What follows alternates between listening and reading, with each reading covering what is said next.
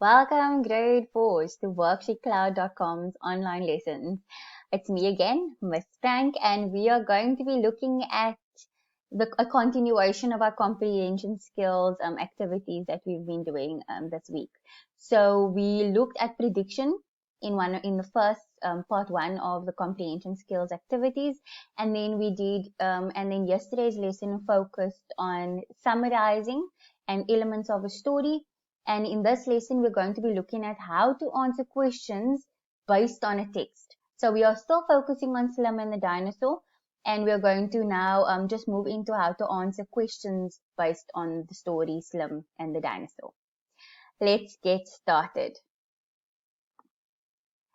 So if you have any questions about this lesson or any of my other lessons for grade 4, please send us an email to grade4@worksheetcloud.com, and we'll try and get back to you as soon as we can after the lesson. Right, so grade 4s, this is part 3 of our comprehension skills series, and we are going to be focusing on the following things in this lesson. So we're going to be looking at sentence a day. I know you guys are excited for that. We're going to recap the previous lessons. We're going to learn how to restate a question, and we're going to answer questions based on a text. So that is what our lesson looks like for today. And we are going to put up our sentence a day, and we're going to still break it up into its parts of speech for today. So Ntombi smiled when she passed her exam. And I'm going to leave it there. Let's count 1, 2, 3, 4, 5, 6, 7. Am I right? 1, 2, 3, 4, 5, 6, 7. So you'll give yourself a mark out of 7 when we get the answers. Right. I'll give you a few seconds for that, grade 4.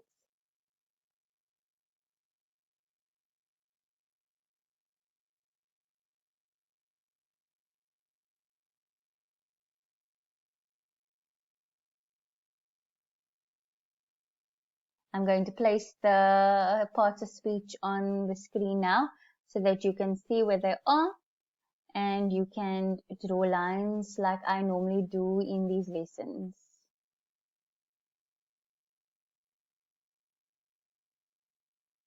Okay, so there we have them.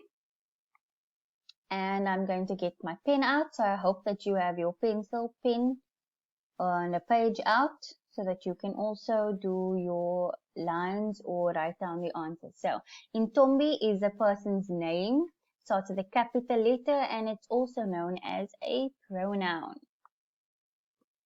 Smiled, action, that is an action, the action of the sentence, so it is a verb.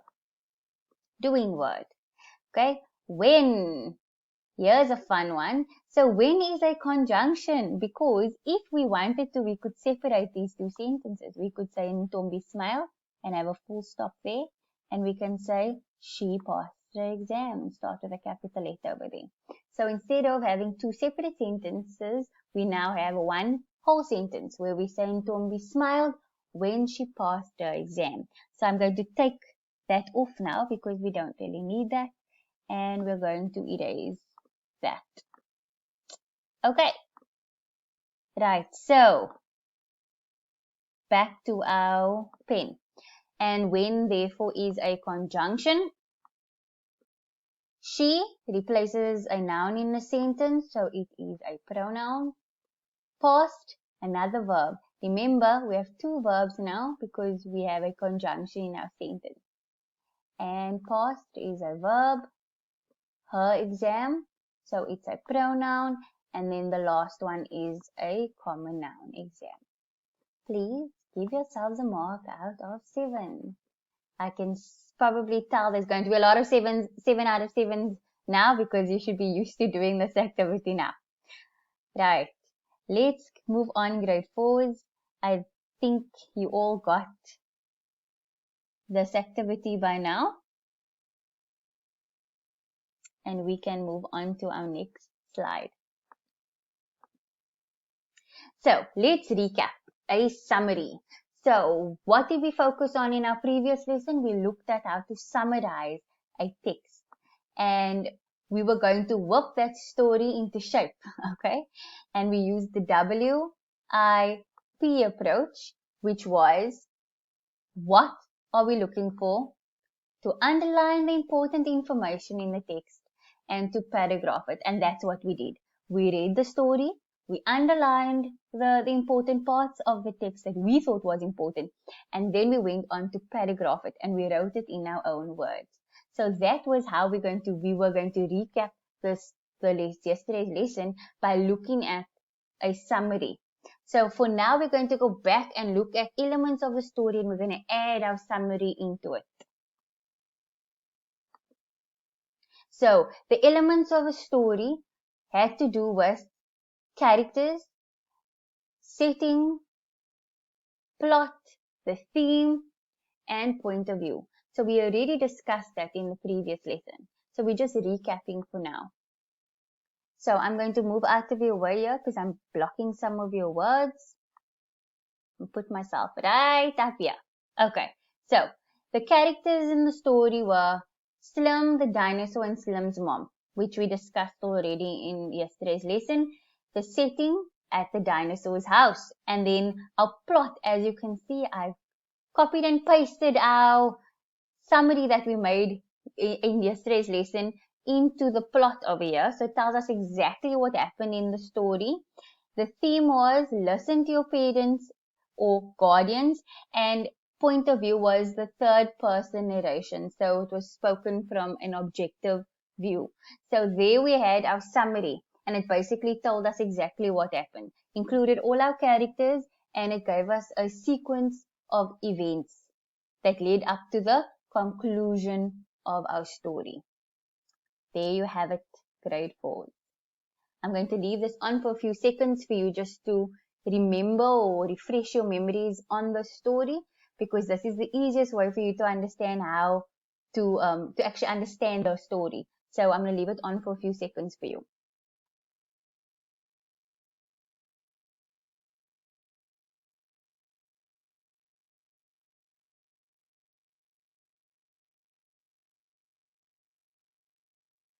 Okay, let's move on.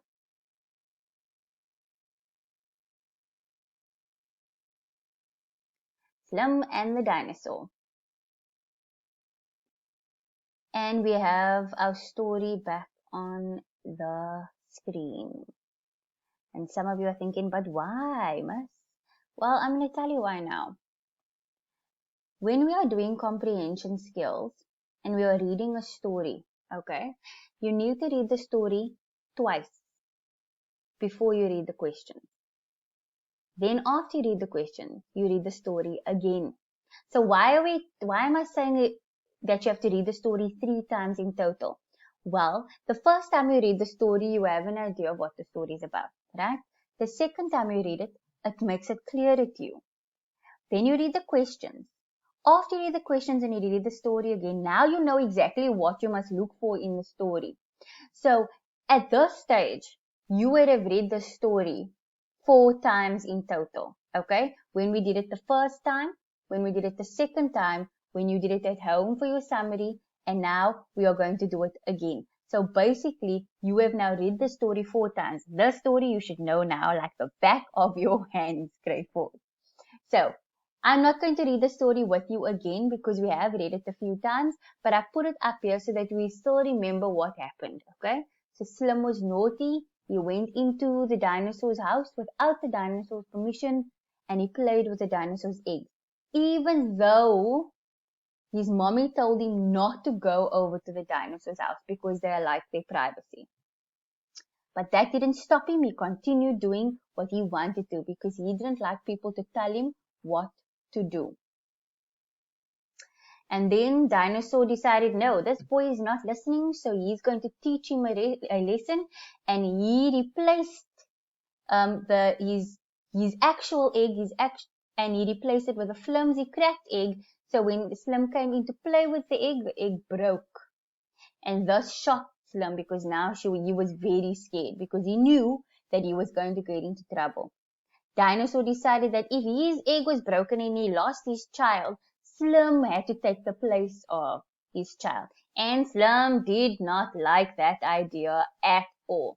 He thought he's going to miss his mommy. He just didn't want to go. He wanted to stay by his parents. But Slum didn't know at that stage that Dinosaur was trying to teach him a lesson as to if you don't listen, bad things will happen. So his mommy packed up his things and said, go, live with Dinosaur. And Slum cried and he didn't want to go. And Slum's mom told him, well, next time you better listen, otherwise there are going to be consequences for your actions. So that grade 4 is a kind of a summary, which we already did for the story. And the reason I'm doing this now is because we're going to be working with the questions based on the story. So I just wanted to refresh your memories on the story before we carry on. So we are going to do something called restating the question. What do I mean by that? Well, to restate the question is to use the question to answer the question.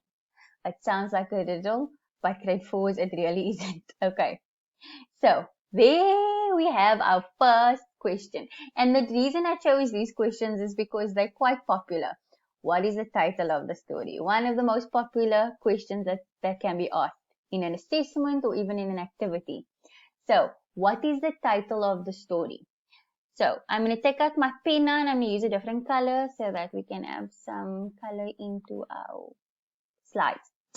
So what is the title of the story? To answer this question and to restate the question, I'm going to start my answer with part of the question. And I'm going to take the title of the story is. So I'm going to kind of cut this out. Obviously, I'm not going to use my question mark. Okay. So I'm going to start my answer now with the title of the story is. There it is. Okay. And then I'm going to finish it. And I'm going to finish it by remembering what the answer is. So all of you know already that the title of the story is Slum and the Dinosaur. So I've now taken a part of my question. I've started it with a part of my question. I've finished it with a proper answer. Thus, grade 4 is a way to write your answers in a full sentence. So we restate the question. So you know when you're going to look for the answer, you actually can find it quicker because you know what part of the answer you actually need. So let's try another one.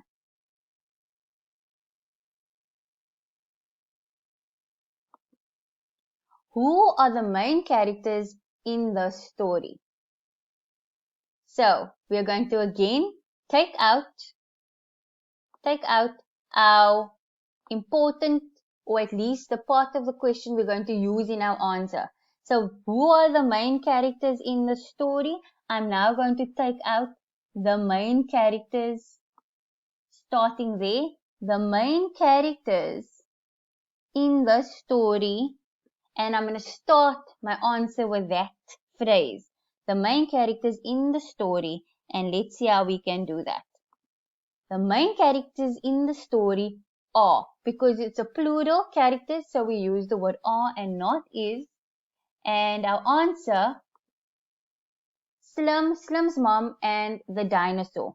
So that's my answer. And as you can see, I've used the question to answer my question. So who are the main characters in the story? The main characters in the story are Slum's mom, and the dinosaur. I'm going to put a sentence now, or question up on the screen now, grade 4s, and I'm going to let you try one on your own. What is the moral of the story? Try that one on your own, and I'm going to give you a few seconds to do so.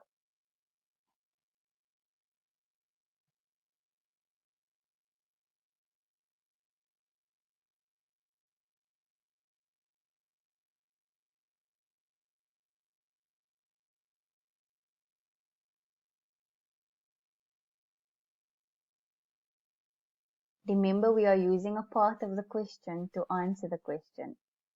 So try and underline that part of the question first and then start with it in your answer. Okay, so let's do that together now. We are going to read the question again. What is the moral of this story? And we're going to take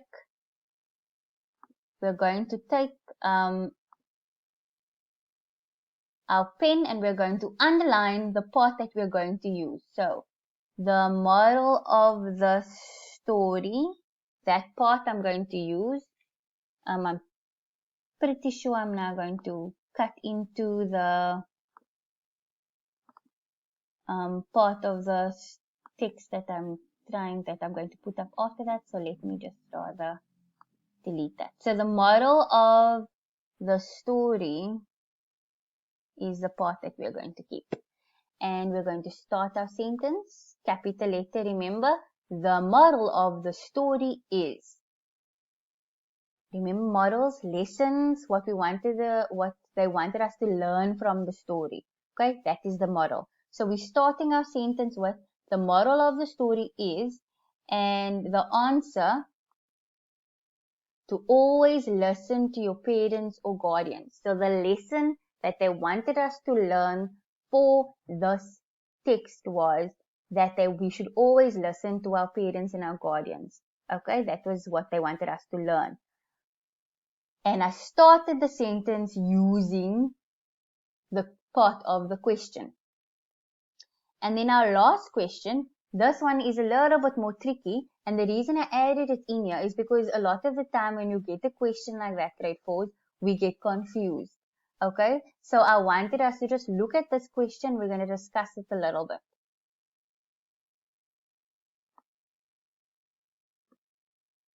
Have you ever experienced a situation similar to slum? Explain. So there are two parts to this question. So we need to look at the question carefully. First, we have to find out what is the first part that they are asking us. And then we're going to look at the second part that they are asking us. So, have you ever experienced a situation similar to slum? That tells you that your answer must either be yes or no. So yes, you have experienced something similar to slum, or no, I have not experienced something similar to slum. That is the first part of your answer. And then the second part would be because. Because now I need to have a reason. So we're still going to use the question to answer the question. But this time we need to be specific because a lot of the time, grade 4s, there's going to be a mark out of 2 for a question like this. For answering the first part of the question and then answering the second part. And then what do? We only get 1 mark because we either do the one or the other. So, have you ever experienced a situation similar to slum? Explain, and you will say yes or no firstly. So, yes, not yes or no. No, you will either have yes in your answer or no in your answer. I have or I have not experienced a situation similar to slum. See, I made a spelling error there. Teachers also make mistakes. And I've just added the L there. So, I have or have not experienced a situation similar to slum. And my answer will now begin with because. So there you can see I have added in that part. Have you ever experienced a situation similar to slum? And I've kept that part of my question in my answer. Okay, and I've started it with yes or no. And my answer is because my mother once told me to. Now, why did I not finish that? Because this question is a question you need to answer for yourself, grade 4s. So, if your answer was yes, you could say, because my mother once told me to not touch the stove. And then I touched it and I got burnt. Okay, so that's an example of that. And you can finish off the sentence for yourself. I'll give you a few seconds to do that and then we're going to move on.